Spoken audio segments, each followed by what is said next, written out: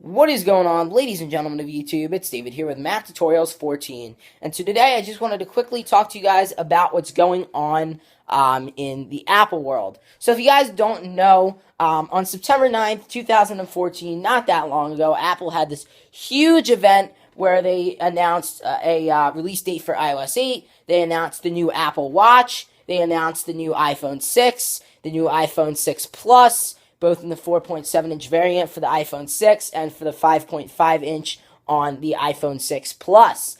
Now, we did get a lot of information about iOS 8. Specifically, it will be releasing in the next couple of days. I believe the launch date is September 17th or September 18th. And I do know that the iPhone 6 releases the 19th. So I do believe it is about, let's say, okay, so 9th, 10th, 11th, 12th, 13th, 14th, 15th, 16th, 17th, 18th, 19th. So it's about 10 days afterwards. So it's a week and a couple of days after the event that the iPhone 6 is going to go ahead and release. So it's a pretty exciting time. But Apple did seed the iOS 8, the last iOS 8 beta, the iOS 8 GM, to their registered developers via the Apple developer portal. And basically, if you're new to that term, if you're like, well, what's GM? What does that mean? Basically, GM stands for Gold Master. Gold Master is the last beta edition. This means it is one step away from public build. The really amazing part about this is they maybe have a couple more bugs to iron out, but after this build, it is all uphill from here. So that is the good part, guys.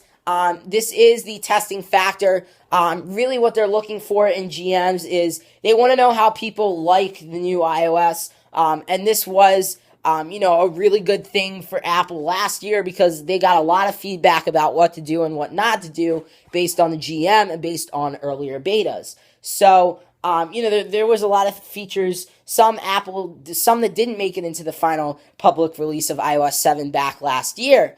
And probably the same will remain true for iOS 8 when it goes ahead and releases in a little while. So anyway, that's all I wanted to say. So the GM is out. It is theoretically possible to go ahead and update to this GM for free, but again, I will not be providing you with instructions in order of how to do that, simply because I do not condone piracy, and I believe that you should be fair to Apple, and, or at least, there are a lot of websites that, if you don't want to go that route and have to pay $99 just to be able to get iOS 8, like, 5 to 6 days early than everyone else. If you don't want to do that, then there are websites that give you licensed UDIDs for about $7 to $8. I've used one before, and I gotta tell you, it is pretty good. So anyway, if you do have a registered UDID and developer account, you can go ahead and go onto Apple's website, go into the dev portal, install that, or download that ISPW onto your computer, and just go ahead and download that. Download iOS 8 and go ahead and get that through iTunes. So anyway, that's pretty much all I wanted to say on that. So anyway, let's move on to the jailbreaking status. So at this point, we don't know. There was a lot of people that were supposedly working on iOS 8 beta jailbreaks. For whatever reason, those were never released. Apparently Pangu, when it first came out, could jailbreak the earlier iOS 8 betas. Now, it hasn't been said whether or not it actually can jailbreak the GM release of iOS 8. Most likely, though, what actually is going to end up happening is Apple will theoretically patch the Pangu jailbreak in iOS 8.0 when it releases in the next coming days. So just be aware of that, and I do stress that. Reason being is because a lot of people, when this goes ahead and releases and makes headlines, people are going to be like, oh, well, I want all these new features. I want iOS 8. And it doesn't matter if I'm jailbroken or not. I want them. So I'm going to restore my phone and update. So if you do that, guess what? You're stuck without a jailbreak. Because then if they don't make a jailbreak for a while, there's no way to go back down. There's no way to downgrade back to iOS 7.1.2 back when there was the Pangu jailbreak and you were able to jailbreak your device. So again, I just want to stress that. So if you do want to try out iOS 8 GM edition, go ahead and download it. I'm not going to give you guys links, like I said, to be able to do it for free. You can Google it.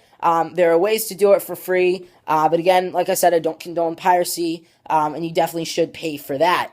Anyway, so again, like I said, if you want to try it out, you can, and just try it out now, and then when you're satisfied with it, and you've compared and everything about how, the new features and everything, you've tried it out, go ahead and downgrade back to iOS 7.1.2, and you can Google that as well. I'm not going to get into telling you guys how to do that. I've done videos on that too. I've done video tutorials on that. So go ahead and surf through my channel or surf through YouTube or Google or whatever to figure out how to do it. I'm not going to sit here and do it or sit here and tell you guys how to do that because it would, it would make my video a lot longer. Anyway, so that's all I wanted to say. So if you want to get iOS 8, GM, like I just said, make sure to go ahead and do it, either now or ASAP. Like I said, reason being because if you end up waiting until iOS 8 gets publicly released and you want to get it for free with everyone else on release day, then you're going to be forfeiting your jailbreak and there is no way to go back down. I repeat, there is no way to go back down. You can't save SHSH blobs. They're not valid on newer iOS versions. So that's just something to note. Even if you have an older device and you're thinking, okay, well, there's an A4 or A5 downgrade, whatever it is. No, there is no working downgrade, or, you can't save SHSH blobs. There's no working downgrade. So keep that in mind. Now, I don't know how long Apple's going to have the signing window open. Basically, what that means is for every firmware version that comes out, say iOS 7.1.2, that before that gets pushed to users, that has to be signed by Apple. It's basically an electronic, a virtual signature by Apple that says it's okay for devices to receive this update. So, they keep that up there until they have a newer firmware. And basically what they do with that is they basically put the newer firmware up on there, and then they leave the older firmware on there, and they leave the older certificate on there, the older, signature on there, just for a small limited amount of time. Now, on iOS 6 to iOS 7, that was a day or two. But from iOS 7 to 7.1, that was 35 minutes to, it was 30 minutes to, or a half hour to 45 minutes. It really wasn't that long. So again, I stress, we don't know how long the signing window is going to be. It could be relatively, short like it normally is, because Apple's getting better and better with security and with, doing things promptly. So they probably will close off the signing window within a couple of minutes of pushing iOS 8. So again, you might have a couple of minutes to downgrade if you were really like, oh crap, I don't want this. I made a big mistake about downloading this, and you were among one of the first, and it was the first couple of minutes. Then you have to get on there and do it really fast. But if you can do that and the signing window is still open, you got extremely lucky. But unfortunately, not everyone will be so lucky. So again, I stress, if you want to try iOS 8 out, go ahead and try out the GM or older beta versions right now while you have the chance. Anyway, guys, that is pretty much it.